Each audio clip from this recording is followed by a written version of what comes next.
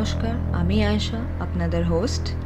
Any digital, visual or any written copies of this content is considered under the act of piracy. চলুন শুরু করা যাক আজকের গল্প। বাঙালি গল্পকথন চ্যানেলে আপনাদের স্বাগতম। আজকের গল্প লীলা মজুমদারের লেখা পদি পিসির বর্মি বাক্স পর্ব 19 ও এই গল্পটির শেষ পর্ব। মঙ্গলবার আর পারা যায় না। বাক্স আমি কিছুতেই কাউকে দেব না স্থির করিয়াছি, অথবা ইহারা যেরূপ খোঁজাখুঁজি শুরু করিয়াছে, বাক্স বগলে লইয়া উহাদের সঙ্গে সঙ্গে খোঁজা ছাড়া আর কোনো উপায় নেই। বগলে কড়া পড়িয়া গিয়াছে। শুক্রবার সৌভাগ্যবশত তাড়িওয়ালার বাড়িতে বাক্স লুকাইবার সুবিধা পাইয়াছি। খোঁজাখুঁজি বন্ধ হইলে বাড়ি আনিব।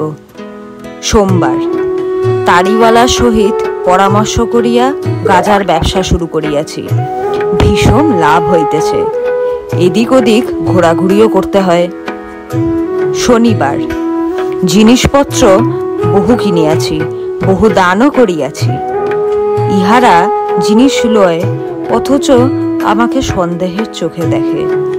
তাই মনে করিয়াছি শহরে বাড়ি কিনিব।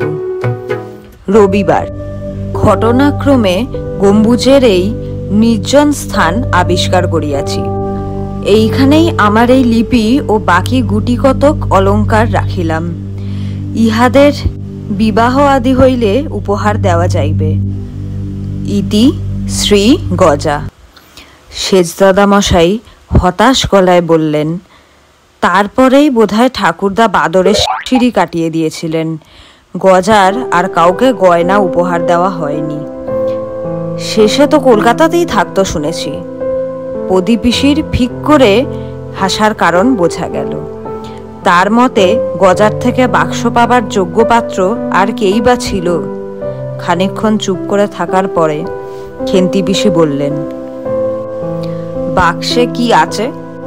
দিদিমা ঢাকনা খুলে দেখলেন, বললেন, আমি ভাগ করে দিচ্ছি। খেন্তি, যদিও তুই আমার কাছ থেকে সেবার 300 টাকা ধার নিয়ে শোধ দিসনি, তবুও হারটা তুই নে। সেজদাদা মশাইকে বললেন, ঠাকুরপো, তোমার কথা যত কম বলা যায় ততই ভালো। তুমি এই হীরের আংটি নাও।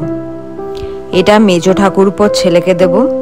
এটা পাঁচুর, এটা ন্যাড়ার প্রাপ্য, এটা পুটি পাবে, এটা বুচকি পাবে।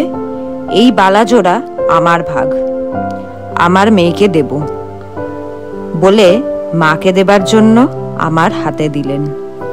তারপর সকলের সামনে আমাকে আদর করে বললেন, বাকি রইল এই পান্নার আংটি। এটা দাদা তোমার, কারণ তুমি খুঁজে না দিলে এদের দ্বারা হতো না। এবার চল দেখিনি, কত পুলি বানিয়েছি। হাত মুখ ধুয়ে খাবে চলো। হ্যাঁ, বাক্সটা কিন্তু আমি নিলাম। মশলা রাখবো। দিদিমার সঙ্গে যেতে যেতে শুনলাম খেন্তি পিসি পাঁচু মামাকে বলছেন, তাকে দিল 7 নহর আর আমার বেলায় 1 ছড়া। আর চিমড়ে ভদ্রলোক সেজদাদা মশাইকে বলছেন, স্যার, আমার 200 টাকা।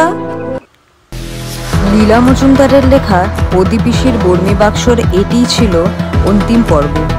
ফিরে আসবো আবার নতুন গল্প নিয়ে। টিল দেন ভালো থাকবেন।